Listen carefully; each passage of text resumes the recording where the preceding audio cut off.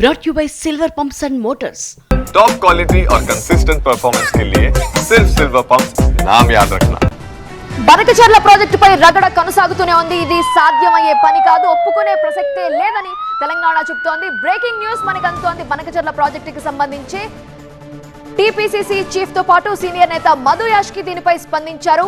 ఇష్టారాజ్యంగా ప్రాజెక్టులు కడతామంటే ఊరుకోం. బనకచర్లపై TPCC president reaction ఇది.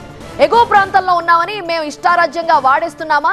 సిడబ్ల్యూసీ నియమ నిబంధనలకు ఏపీ కట్టుబడి ఉండాల్సిందే అంటున్నారు. బనకచర్ల విషయంలో మా వైఖరి ఒక్కటే, చుక్క నీటిని కూడా వదులుకునేందుకు సిద్ధంగా లేవంటున్నారు మహేష్ కుమార్ గౌడ్.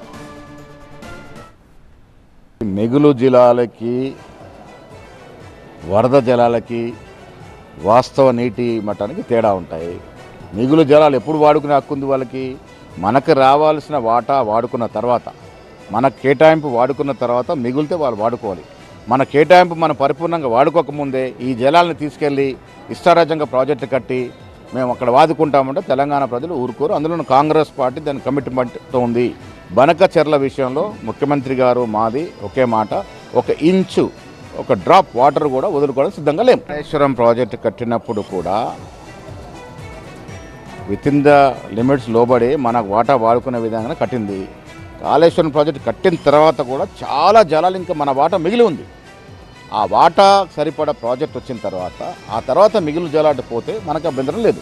కానీ మన వాటా వాడుకోకముందే ఈ వాటాను తీసుకెళ్ళి మీరు వాడుకొని మీరు ప్రాజెక్టు కట్టుకొని నీళ్లు మళ్లిస్తామంటే తెలంగాణకి న్యాయం జరగదు. దానికోసం మేము ఎక్కడ కూడా కాంప్రమైజ్ అవ్వడం సిద్ధంగా లేము.